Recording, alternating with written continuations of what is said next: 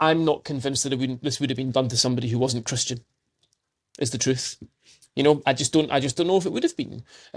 I I struggle to envisage reading a column like that about a Muslim or a Jew or a Sikh or a Hindu. Is there a balance to be struck here? And how can we strike that balance? Because in some contexts, maybe the balance is being completely missed. I don't think it's that hard to strike the balance. I think we would just apply the same principles to Kate Forbes as we would to anybody else of faith, which we don't seem to do for whatever reason. I mean, let me preface this with a couple of things. Firstly, I'm an atheist and a pretty militant one at that. Actually, I'm not that big a fan of religion, to be honest. I'm not entirely sure that it has a great contribution to make to the modern world. However, there's a lot of them, and there's nothing I can do about that, so that's fine.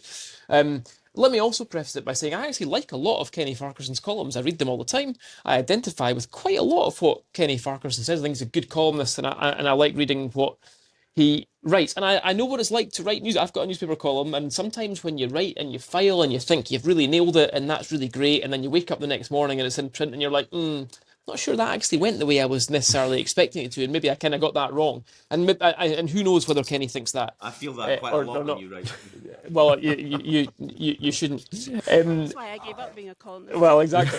But I was pretty, a little bit like Gina described earlier on. I was pretty shocked when I read that. I got off the train from London at about 11:30 last night and read it on my way back to the house. I was actually quite shocked when I read it, which is not. I don't really get shocked often when reading newspapers. I've got two concerns in essence. Firstly, I think it's just wrong to suggest that a politician can't separate the teachings of their faith from their actions as a politician. I think that's wrong. If that wasn't the case, if politicians couldn't separate that, and if all politicians of faith carried Bibles and Tanakhs and Korans into their political parliaments all over the world and took their platforms from those scriptures, then clearly everything would be completely bananas all over the place. But they don't do that. They separate their faith from their politics. And I don't see why there's such a big deal about the concept of that happening. And as Gina mentioned, yesterday Kate voted for buffer zones. So what do you do with that information if that's the narrative you want to peddle, right? I don't get that. My second issue is a bit more controversial. I'm not convinced that this would have been done to somebody who wasn't Christian, is the truth. I just don't know if it would have been. I struggle to envisage reading a column like that about a Muslim or a Jew or a Sikh or a Hindu. Maybe I'm wrong, maybe I'm overstating it, maybe I'm misreading it, or indeed a Christian man like John Swinney. I am not sure that I would see that sort of column written about a different religion. It just seems to me to be a little bit easier to do this to a Christian woman than it would be to do it to others. And I'm a little bit concerned about that. Sorry, I was just going to say, I wonder if it feels to me that there's been a lot more that women in politics and women as a whole who maybe take an opposing view from certain men in Scotland on the issue of women's rights and sex and gender and these things has unleashed a kind of sexism, a kind of even potentially misogyny that, and I'm not including Kenny Farquharson in this, just to be clear, that has allowed them to say things to and about women, not just Kate Forbes, that they have felt unable to say for years. But because there's been such a row around those issues that has all come spilling out, and I wonder if that is why people feel they're able to, pin that stuff on Kate Forbes or attack Kate Forbes in that way, which, as you say, Andy, so far nobody's raised anything about John Swinney and his, and in a way that nobody really raised any big issues around Hamza Yusuf's faith. Yeah, go on, Geoff. Yeah, really interesting contributions from both Gina and Andy there. Look, I don't do religion. The closest thing I've got to religion is Aberdein Football Club, and it's really hard to keep the faith with that lot, let me tell you. But I will say a couple of things. You'll recall the last leadership contest. There was a huge furore, as Gina mentioned earlier on, about Kate's religion. And I saw the venom in the response from within the SNP, it has to be said, and out with.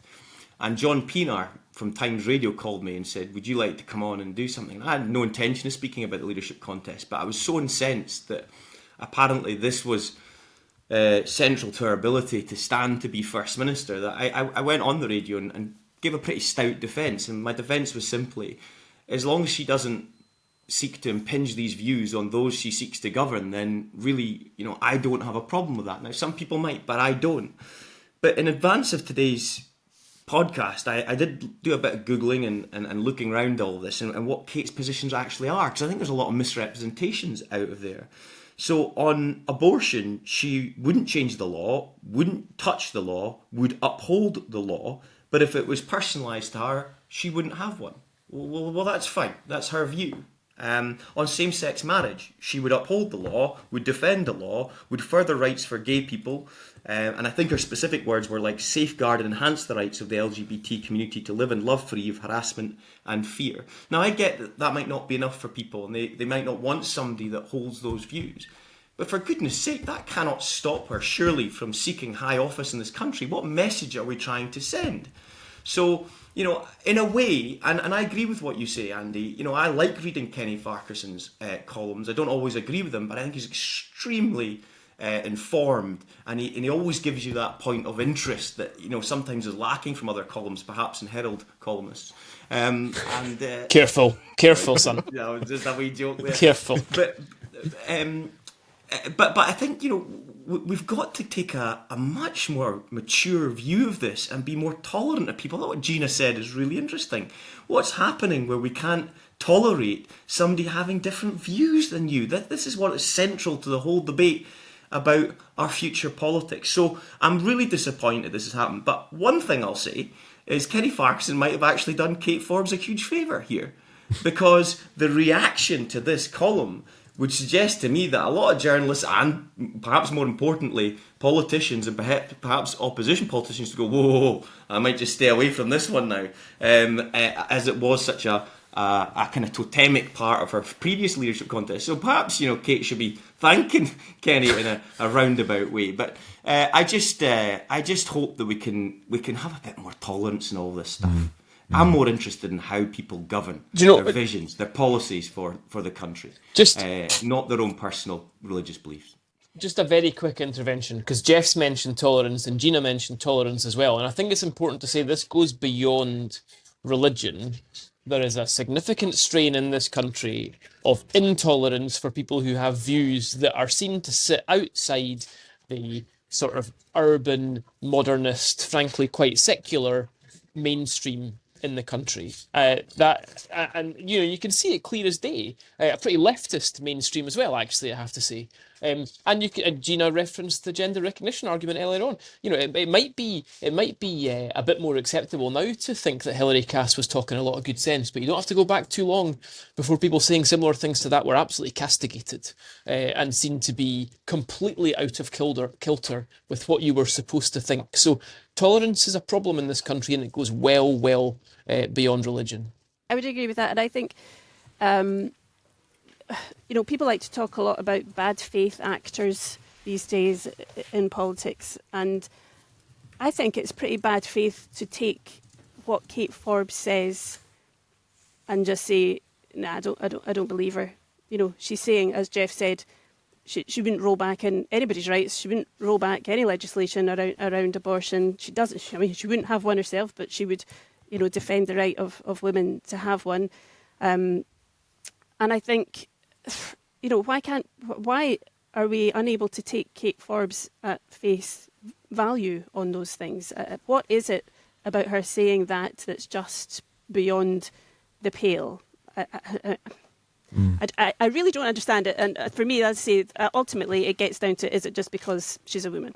Thank you so much for watching. Press subscribe and you'll get all the best videos offering insight on Scottish politics delivered straight to your feed. Press subscribe and stick around, and if you'd like to hear our conversations in full, open up your podcast app and search for Holyrood Sources.